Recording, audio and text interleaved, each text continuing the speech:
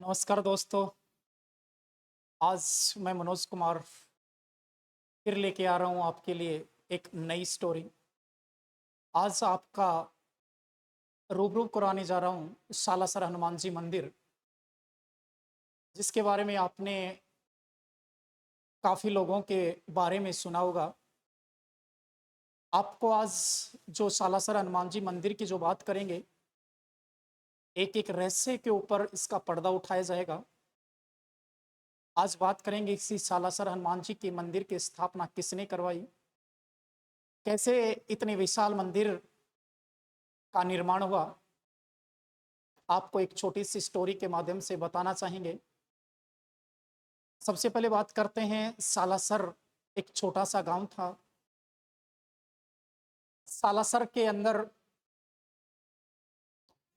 जो व्यक्ति थे उसका नाम सुखदेव ब्राह्मण था। सुखदेव ब्राह्मण की पत्नी का नाम कानीबाई था। कानीबाई जो निवास करती थी, कानीबाई का जो जन्म हुआ था वो 1754 ईस्वी में हुआ था। कानीबाई का जन्म रोहाणी गांव सीकर के अंदर हुआ था। कानीबाई के पिता का नाम लच्छीराम ब्राह्मण था। 7 भाई थे। बड़ी धूमधाम से कानीबाई की शादी हुई। कानीबाई के एक पुत्र पैदा हुआ जिसका नाम उदय सिंह था। कुछ दिनों के बाद जब उदयराम जी 5 वर्ष के हुए, तभी उन्हीं के पिता का देहांत हो गया। देहांत होने के बाद कानीबाई बिल्कुल असहाय हो गई। कानीबाई के पिता लच्छीराम भाई मोहनदास कानीबाई के पास आए और कहा कि आपके पास कोई कमाने का सहारा नहीं है, तो आप हमारे गांव रोहाणी चलो। कानीबाई अपने पिता लच्छीराम और अपने भाई मोहनदास के साथ अपने गांव रोहाणी सीकर चली गई। वहां पर कम से कम 5 या 7 साल तक वो रही। जैसे जैसे समय बीतता गया तो कानीबाई ने सोचा कि अगर अपन यहीं पर रहेंगे तो उदयराम का जितना भी साम्राज्य है, जितनी भी प्रॉपर्टी है, वो सारी खत्म हो जाएगी। कानीबाई अपने वापिस सालासर आने का विचार बनाया। कानीबाई के टोटल जो भाई थे वो 7 भाई थे। 6 भाइयों की शादी कर रखी थी। एक सबसे छोटा भाई था जिसका नाम था मोहनदास। वो महान संत जो बाल ब्रह्मचारी था, हमेशा हनुमान जी की भक्ति में लीन, हनुमान जी के नाम का जप करना, सीताराम हनुमान। सभी भाई इकट्ठे हुए और कहा कि भाई आप की शादी नहीं हुई और बहन का परिवार चलाने के लिए सहारे की जरूरत है। मोहनदास अपनी बहन के साथ सालासर आ गया। जैसे तैसे दिन बीतते चले गए। एक दिन की बात बताई जाती है कि मोहनदास अपने घर के अंदर भोजन कर रहे थे। तभी एक साधु के भेष में कोई व्यक्ति आए। उन्होंने बाहर खड़े होकर आवाज लगाई कि भिक्षा दे माई। उस समय उसकी बहन कहा कि भैया आप खाना खाइए, मैं भिक्षा देने के लिए बाहर जा रही हूँ। बहन भिक्षा देने के लिए जैसे ही बाहर गई तो उन्होंने देखा कि वहां कोई भी नहीं था। बहन वापस अपने कक्ष के अंदर, कमरे के अंदर चली गई। भाई ने पूछा कि कौन था, तो बहन ने जवाब दिया कोई नहीं था। कुछ देर के बाद फिर आवाज आई, भिक्षा दे माई। मोहनदास ने सोचा कि कोई साधारण व्यक्ति तो है नहीं जो मेरी बहन को दिखाई ना दे। मोहनदास ने कहा कि बहन अब तू रुक, मैं भिक्षा देने के लिए जा रहा हूं। मोहनदास ने भिक्षा उठाई, बाहर गया तो बाहर एक साधु के वेश में एक व्यक्ति खड़ा था। मोहनदास ने साधु के चरण स्पर्श करने की कोशिश की, लेकिन साधु आगे की ओर बढ़ गया। मोहनदास उसके पीछे पीछे छोटा सा गांव सालासर गांव से बाहर चला गया। गांव से बाहर जाते ही मोहनदास ने साधु के चरण पकड़ लिए, क्योंकि आपको भी पता है एक संत का, एक बाल ब्रह्मचारी का यही महत्व है कि घर पर आए हुए भिक्षु को खाली हाथ ना लौटाया जाए। इसी उद्देश्य से उसने एक उस साधु के पैरों में गिर गया, और साधु के पैरों में जो ही गिरा तो भगवान का भी फर्ज होता है कि उसे आशीर्वाद दें। आशीर्वाद देते हुए उसने कहा कि मैं आपकी भक्ति से बड़ा प्रसन्न हूं, क्योंकि आप जो भक्ति कर रहे हैं वो सीताराम हनुमान की भक्ति कर रहे हैं। मैं आपकी भक्ति से प्रसन्न हूं, बताओ क्या वर चाहिए। मोहनदास ने कहा कि भगवान मुझे आप ही मिल गए, इससे बड़ा और क्या चाहिए। कुछ नहीं चाहिए मेरे पास। अगर देना चाहते हो तो मेरी बहन को दर्शन दो आप, उसके घर परिवार का पालन पोषण करवाओ आप। मोहनदास ने कहा कि भगवान आप मेरी बहन को दर्शन देने मेरे घर चलो। तो उस साधु ने कहा कि मैं आपके घर जरूर चलूंगा, आपके पास भी रहूंगा, लेकिन 3 शर्तों पर। और भगत को चाहिए भी क्या, भगवान से यही चाहिए कि वो हमेशा आपके पास रहें। साधु ने कहा कि अगर आप मुझे घर लेकर जाओगे तो क्या करोगे। तो मोहनदास ने जवाब दिया कि अगर आप मेरे साथ मेरे घर चलोगे तो सुबह शाम आपके दर्शन होंगे, मेरे से जितना होगा मैं आपकी सेवा कर पाऊंगा, और इस ब्रह्मचारी के लिए और क्या इससे बड़ा पुण्य हो सकता है। साधु ने जवाब दिया कि मैं आपके घर जरूर चलूंगा, लेकिन 3 शर्तों के ऊपर चलूंगा। मोहनदास ने कहा कि भगवान आपकी शर्त तो बताइए। साधु ने पहली शर्त बताई कि मुझे भोजन के लिए खीर और खांड चाहिए। मोहनदास ने सोचा और कहा कि भगवान ये शर्त मंजूर है। जिस भगत के पास कुछ नहीं है और उस भगवान के लिए उसने ये भी मंजूर कर लिया कि हाँ भगवान आपके लिए ये भी मुझे मंजूर है। साधु ने दूसरी शर्त रखी कि मैं अछूत बिस्तर पर नहीं सोऊंगा। अछूत बिस्तर का मतलब क्या होता है, जो किसी के द्वारा छुया गया हो, नहीं गया हो, अछूत बिस्तर। जो एक बाल ब्रह्मचारी जमीन को अपना बिछौना समझता हो, जिसके पास सोने के लिए खटिया भी नहीं, और उसने कह दिया कि भगवान आपके लिए ये भी व्यवस्था होगी। लास्ट शर्त बताइए भगवान क्या है। तो उसने कहा कि मैं तेरे सिवाय किसी के पास अपनी सेवा नहीं करवाऊंगा। और इस शर्त को सुनकर मोहनदास बड़ा ही प्रसन्न हुआ, क्योंकि एक भगत की एक ही इच्छा है कि भगवान की मैं दिन रात क्या करूं, सेवा करूं। ये तीनों शर्तों से मोहनदास के घर भगवान का प्रवेश हुआ। मोहनदास सुबह शाम भगवान के लिए खीर और खंड की व्यवस्था करने लगा। अछूत खटिया का भी व्यवस्था की। दिन रात उसकी सेवा में लगा रहा। लेकिन बहन के परिवार की स्थिति नाजुक होती जा रही थी। उसने कहा कि भगवान मुझे और कुछ नहीं चाहिए, मेरी बहन का परिवार है, मेरी बहन का घर है जो अच्छी तरह से चले। आप मेरे ऊपर छोटी सी दया कर दो कि मेरी बहन के परिवार का लालन पालन किसी कारण से हो जाए। मैं तो सुबह से हम आपकी भक्ति में लीन हूं, कुछ कमा भी नहीं पाता, कुछ कर भी नहीं पाता।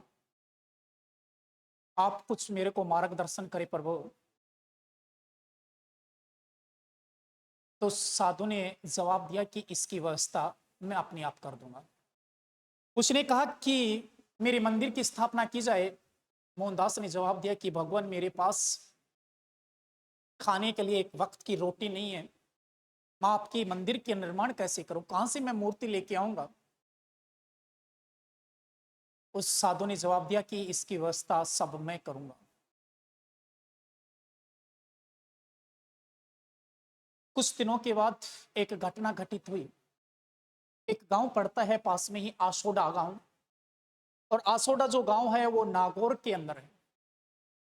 आसोडा गांव के अंदर एक जाट अपने खेत के अंदर हल जोत रहा था।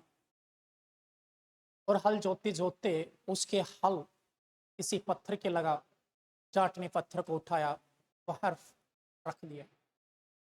दोपहर का समय था। जाट के पेट के अंदर दर्द होना स्टार्ट हो गया। दोपहर के समय जाटनी रोटी लेके आई।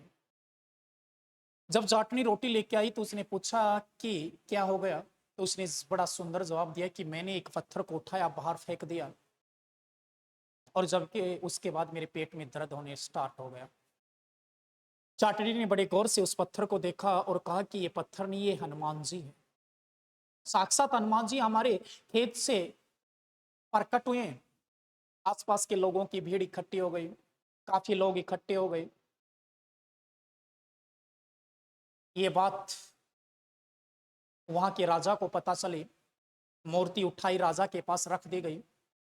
राजा ने मूर्ति की स्थापना करने के लिए मंदिर की व्यवस्था करना स्टार्ट की।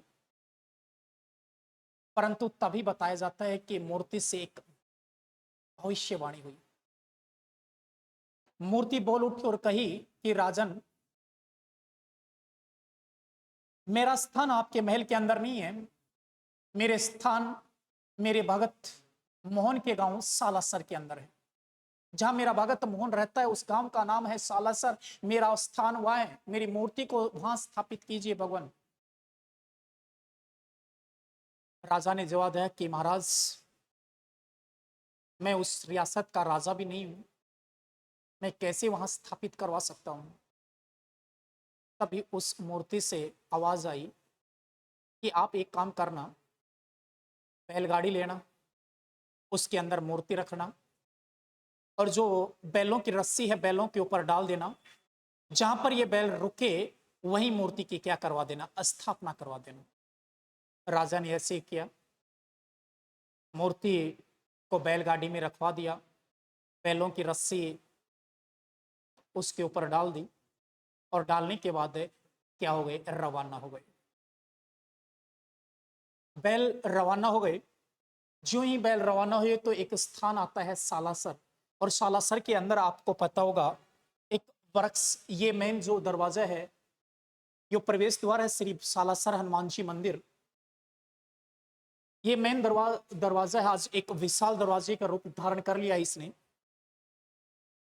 ये जो अभी मैं चर्चा कर रहा था महाराज मोहनदास, ये मोहनदास की बड़ी ही अच्छी फोटो है।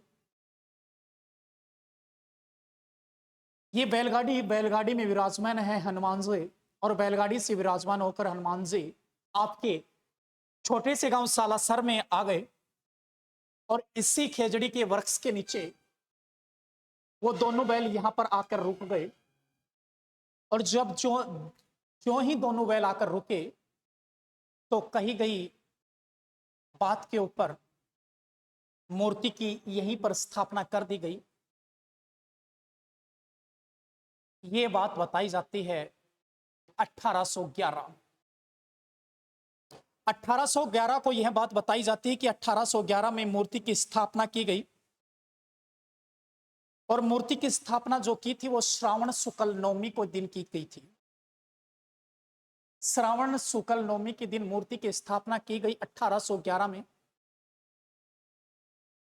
छोटा सा पत्थर रख के मंदिर का निर्माण किया गया। उसी दिन सालासर के जो ठाकुर थे उसी के भाई थे, जिसका उसी के भाई थे, एक गांव पड़ता है जिसका नाम है चुलियासर सिक्कर के अंदर। सालासर के ठाकुर के छोटे भाई सालासर के अंदर पधार रहे थे। वो अपने भाई से बातचीत में मस्त थे। उन्होंने बाहर शंखों की ध्वनि सुनाई दी। लोगों का आवाजाही ज्यादा हो रहा था, तब पूछा कि भैया यहाँ क्या हो रहा है। तो उसने कहा कि यहाँ पर हनुमान जी की एक बड़ी विचित्र मूर्ति आई है जो जमीन से प्रकट हुई है। उसने कहा कि भैया पागल हो रही है जनता, ऐसा कुछ नहीं होता है, कुछ नहीं है। उसने कहा कि भैया ये मूर्ति आई है, बड़ी विचित्र मूर्ति है, जमीन से निकली है, स्वयं भगवान ने भविष्यवाणी की है इस मूर्ति के बारे में। इसका एक भगत है जिसका नाम है मोहनदास, जो सालासर में निवास करता है। उसने कहा कि अगर इस सालासर में इतनी ही शक्ति है तो मेरी पीठ के ऊपर होने वाला फोड़ा अगर ठीक हो जाएगा तो मैं 5 रुपए चढ़ाऊंगा, और सबसे पहले गठजोड़े की जात मैं ही लगाऊंगा इस पर। बताया जाता है कि 2 दिन में जो फोड़ा था वो बिल्कुल ठीक हो गया, और जूलियसर सीख करके वो ठाकुर ने जूलियसर सीख करके वो ठाकुर ने उस मंदिर का क्या करवाया, निर्माण किया। 5 रुपए जो ही बालाजी के ऊपर चढ़ाए गए, 5 रुपए जो ही बालाजी के ऊपर चढ़ाए गए,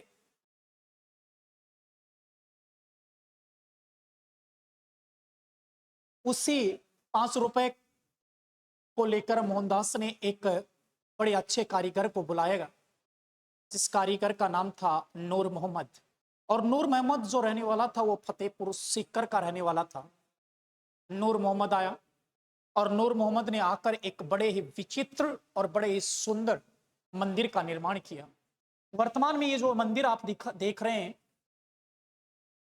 ये वही मंदिर है जिसका निर्माण नूर मोहम्मद ने करवाया था। नूर मोहम्मद के हाथों के द्वारा इस मंदिर का निर्माण हुआ, लेकिन करवाने वाले कौन थे? मोहनदास थे। मोहनदास ने इस मंदिर के निर्माण कार्य पूरा करवाया, और ये जो कंप्लीट आप मंदिर देख रहे हो, ये मात्र 5 रुपए से बना हुआ मंदिर है। धीरे धीरे चमत्कारों की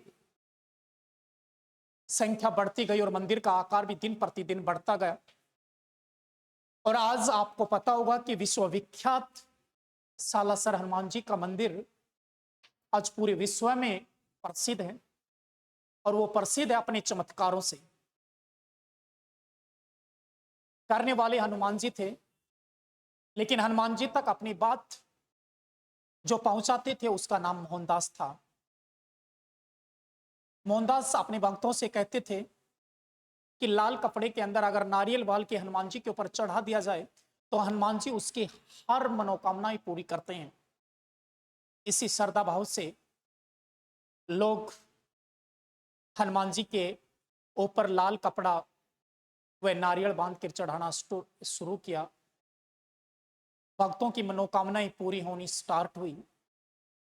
एक सीकर का ठाकुर बताते हैं जिसके पास अपार धन दौलत थी, परंतु उसके पास संतान सुख की प्राप्ति नहीं थी, और जब संतान सुख की प्राप्ति नहीं है तो अपार धन दौलत सब व्यर्थ है। संतान सुख की प्राप्ति के लिए वे सालासर हनुमान जी के मंदिर में आए। मोहनदास से कहा कि भगवान मेरे पास सब कुछ है लेकिन संतान की प्राप्ति नहीं है।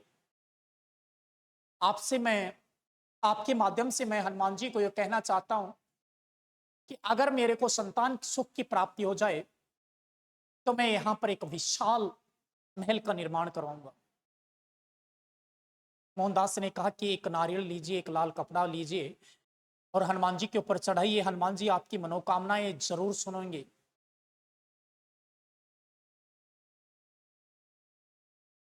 उसने नारियल लिया, लाल कपड़ा लिया, हनुमान जी के ऊपर चढ़ाया, और जब हनुमान जी के ऊपर चढ़ाया तो कुछ दिनों के बाद उसको संतान की सुख की प्राप्ति हुई, और उसी व्यक्ति ने सालासर के अंदर एक सीकर महल का निर्माण किया।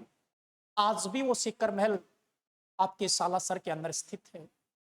बड़ा भव्य महल है, और जिस बैलगाड़ी के अंदर जो मूर्ति रख के आई थी आज वो भी बैलगाड़ी सालासर धाम के अंदर रखी गई है, वर्तमान में वही है। आज जो आप देख रहे हो इतना भव्य एंड विशाल मंदिर,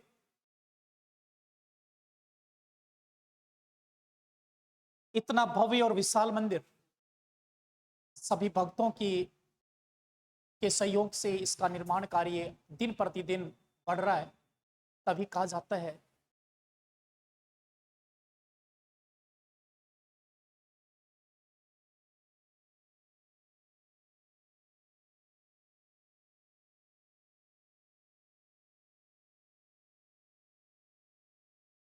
काट दे।